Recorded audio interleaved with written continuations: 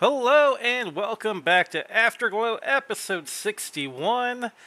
I don't expect a lot of people to listen to this one because it's probably going to be a little controversial. For one, this game is not as old as a lot of them I discuss on here. It came out in like 2009, maybe 2010.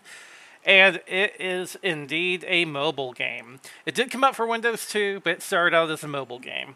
And I expect to lose almost everyone right there.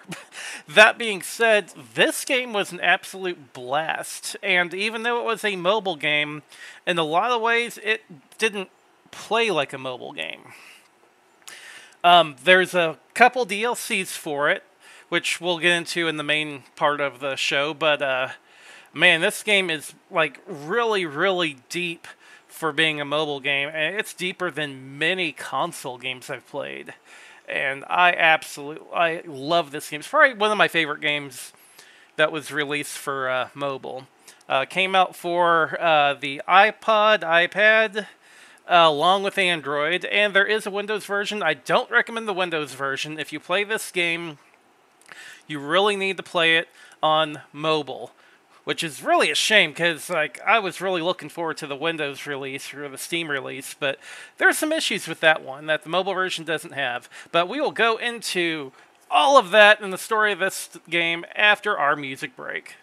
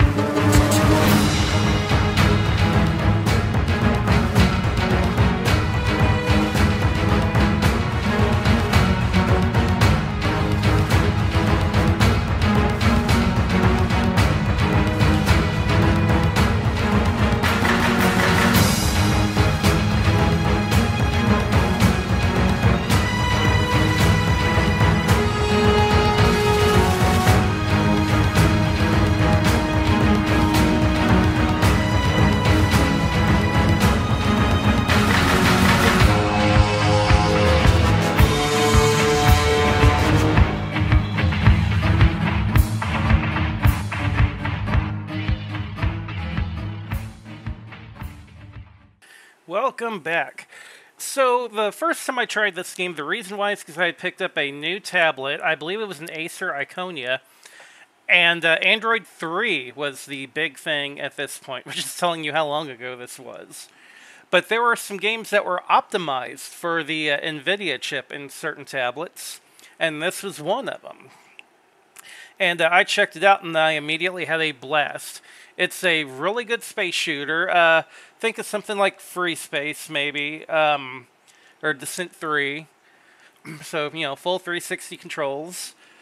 Add to that the fact that you can really customize your ship a lot. For one, there's a bunch of ships you can just completely upgrade to and buy. But on top of that, you can change out your weapon loadouts, you can change your armor, you can change your shielding, and there's a whole bunch of equipment that you can get to add into it, like a tractor beam to where you can steal salvage from other ships that you've destroyed. There's add-ons that'll make you fire faster. There's add-ons that'll give you a cloaking device, all kinds of stuff. And then you add into all that, there's a trading market. You can actually go to different star systems and certain items be cheaper or more expensive in certain star systems. So you can actually take advantage of that, buy in one system, sell in another, and make a fairly decent profit, which is pretty cool in my opinion. So on top of that, one of the early DLCs for this game, and it was like 99 cents. It gives you your own star base in the star system. So you can go with this base and you can offload all the stuff that you don't want to keep in your ship's inventory, but you do want to keep on hand, which is a cool touch. Also, there's a pretty decent storyline to the game, along with two major DLCs. I believe it's Supernova and Valkyrie. That each DLC adds a huge amount of content to this game, which is already pretty deep to begin with. So, like, to this day, it holds up. The game came out in 2010. 14 years later, it's still a game I would recommend purchasing.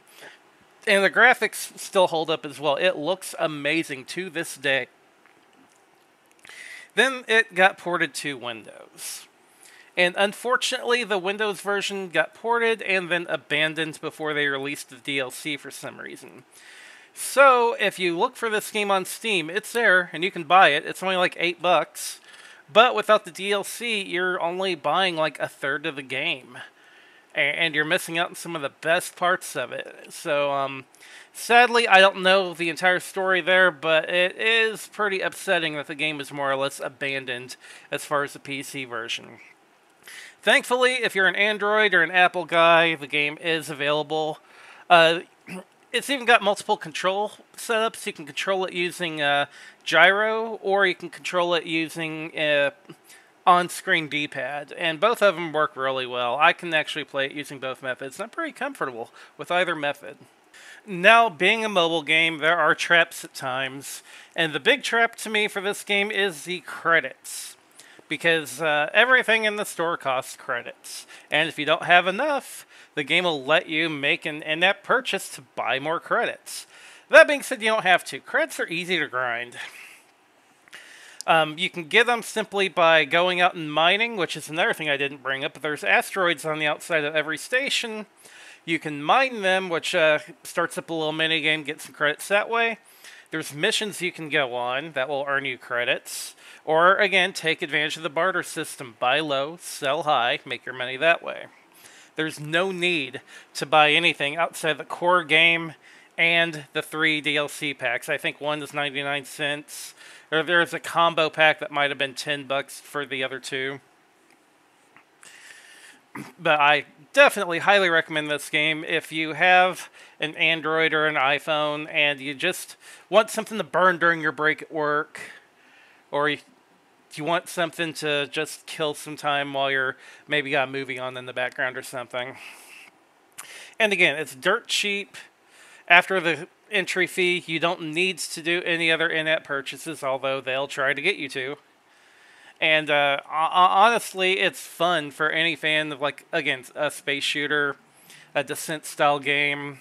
It's fun if you get in the barter games.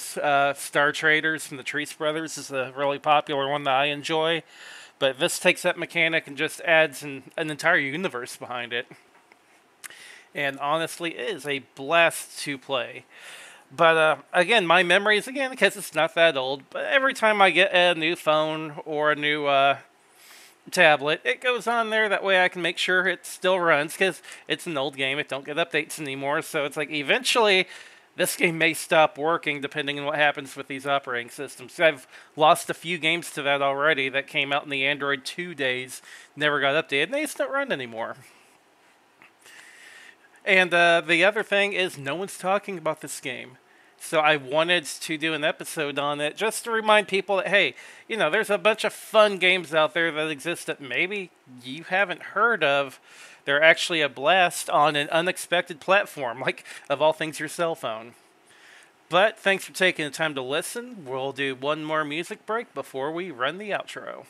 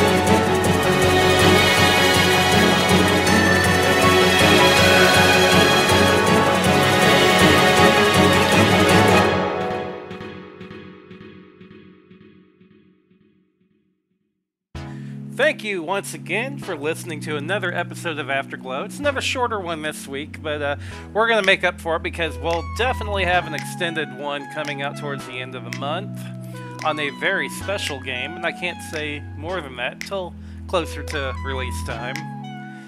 But if you want to hang out with some more people that listen to this show, check out the Discord.